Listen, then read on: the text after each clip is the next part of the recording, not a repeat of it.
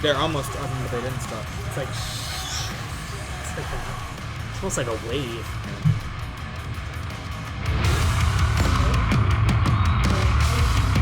Yeah, that song was nuts. It reminded me of kind of that movie Run Fat Boy Run. Did you ever see that?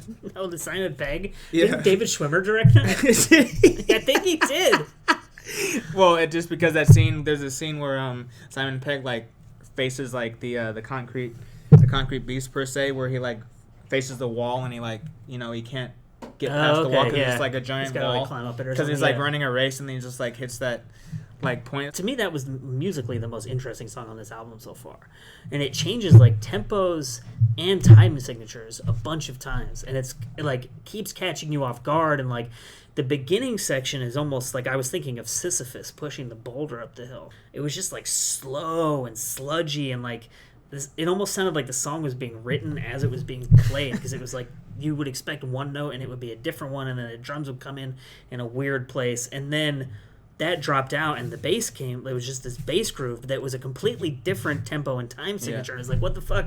And then it went into this like headbanging Right. What was groove. the song that they was it Dark Train where it was just the just the bass guitar dropped with out? it? Yeah, I think that was out? the one after Army of Cops. Oh, Circle River. Yeah. Okay. So Or it's like the opposite here. The guitars drop out and the bass comes in, and it just completely changed the song. And it was really, and I'm sure that song is like extremely difficult to play, which is always interesting for me to hear stuff. Oh, the other thing that I saw was the almost stopping. So now that doing an almost stop, that's even almost more hard than stopping and then coming back in. But either way, to completely stop and then be on time, like, and they come back, because if you miss it, like, you would... Yeah, well, I mean, live, it would be a catastrophe.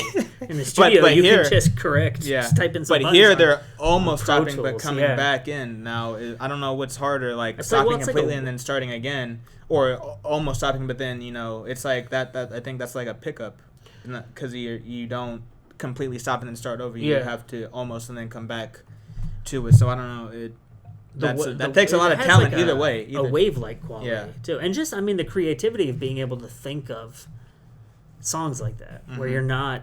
Like, nothing in that song, to me, was expected. Yeah. And it's just like, strange and very unique. And that, I mean, like, I guess the older I get, and I'm not that old, but, like, the more I listen to music, the less interested I think I am in, like, what they're traditionally good songwriting.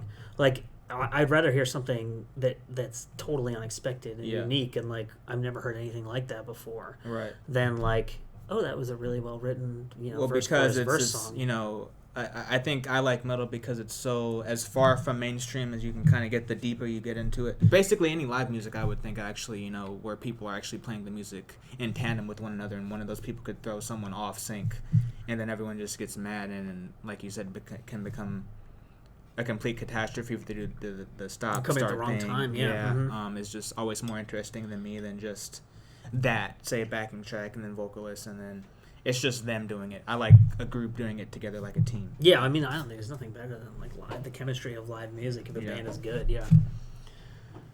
And then especially the type of atmosphere they create with their music. So this album definitely creating that.